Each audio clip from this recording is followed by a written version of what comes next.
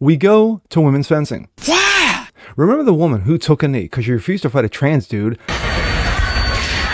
Excuse me, it's ma'am. What the fuck? Got disqualified, then got tossed out of the tournament. What? Well, it turns out the dude who likes to feel pretty has dropped out himself. You're kidding. Gee, I wonder why. It's really hard. I'm Jazz Borganzo, and this.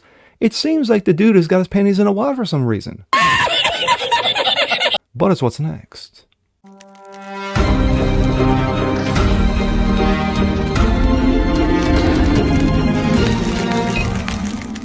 Hey, happy Wednesday, ladies and gentlemen. Jazz Borganzo, what's next? Your daily dose, common sense, facts, and salt. Hope you guys are feeling good on this day. Well, karma. Sometimes it comes at you slowly. Sometimes it comes at you quickly. Sometimes it snaps in your face like a rubber band. But I hear it's a bitch. And it's one of those cases.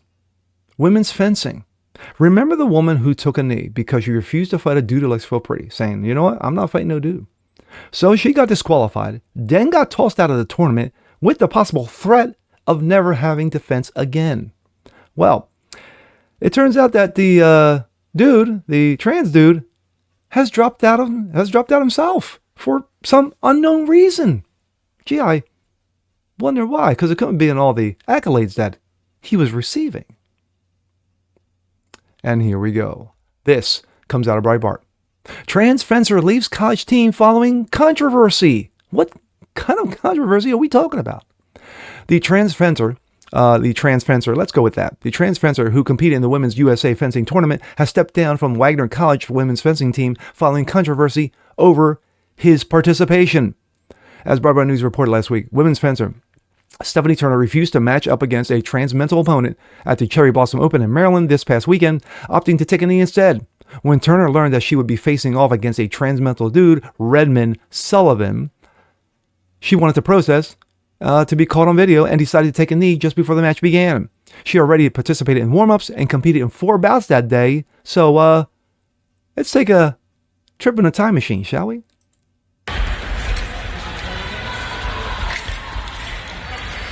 Okay. He went through the warm-ups. I didn't know that she had 4 previous bouts. And then, wait for it, and takes the knee. It's about 3 minutes long, but you guys pretty much have seen it already. She's like, no sir, I'm not doing it.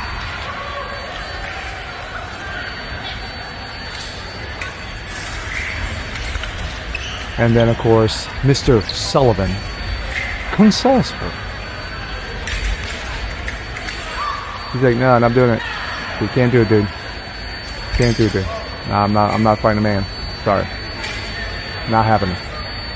Not happening. I've got too much respect for myself and to this sport for me to embarrass myself, humiliate myself. Not happening.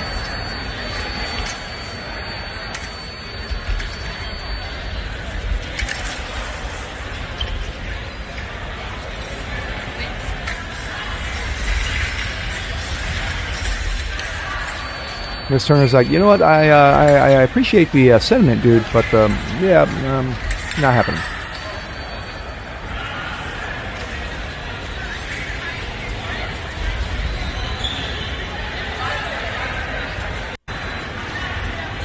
Move it up a little further, and then of course she was told, yeah, you know what, get the fuck out.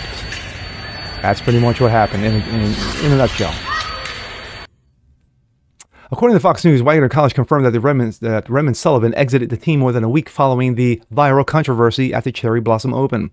Sullivan is shown to have competed in Wagner College, Wagner's women's team in full competition in several meets during the first half of the 24-25 season. Sullivan participated on the men's team during the 23-24 season. Score sheets from the meets during the season showed Sullivan's exit might be in accordance with the NCAA's changing its trans mental inclusion policy that matched President Donald Trump's signing of the No Men in Women's Sports Executive Order. Not only did USA Fencing defend its inclusion of transgender athletes in women's sports, but Damian Levitt, the chair of USA Fencing, was seen publicly championing men who disadvantage women after being called out.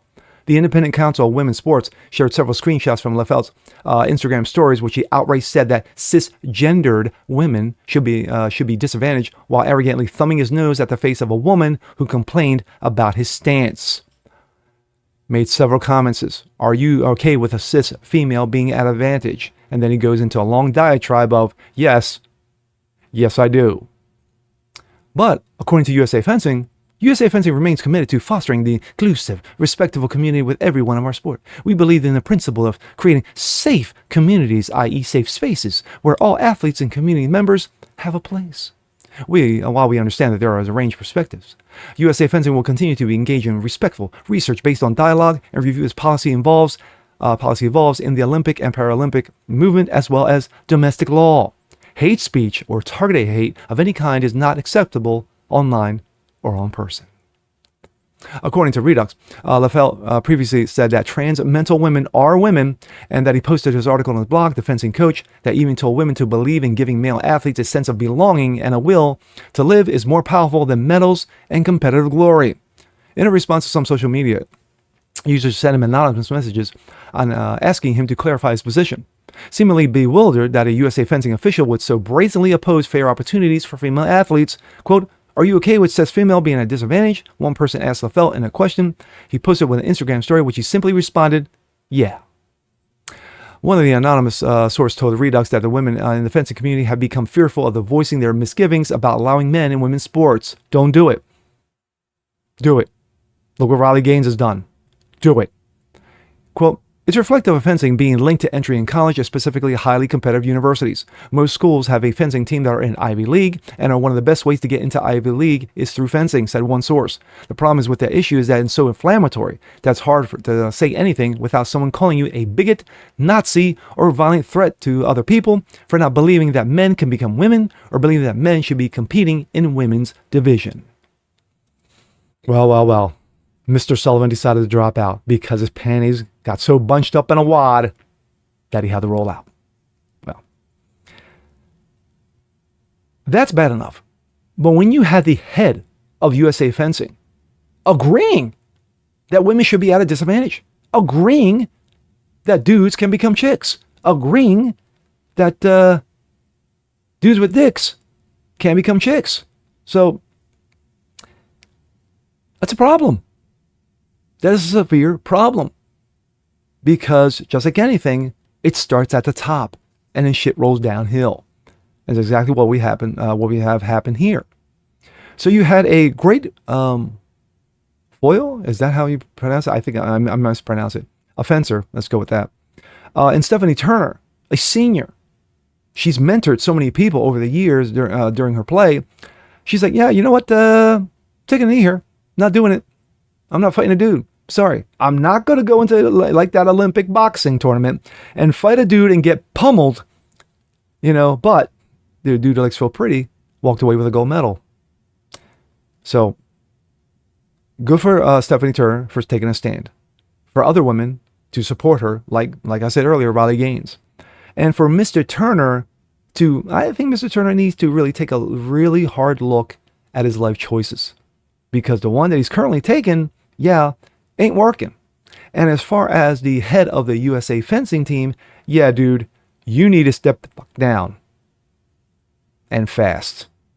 And with that being said, I'm Jasper Gonzo. This is What's Next. Want to see more like this? Please have a comment below. Like it, share it, subscribe to it. Hit that notification bell so you guys never miss a thing. Continue spreading the word about the show. Appreciate you guys watching as always. And we'll see you next time. Peace.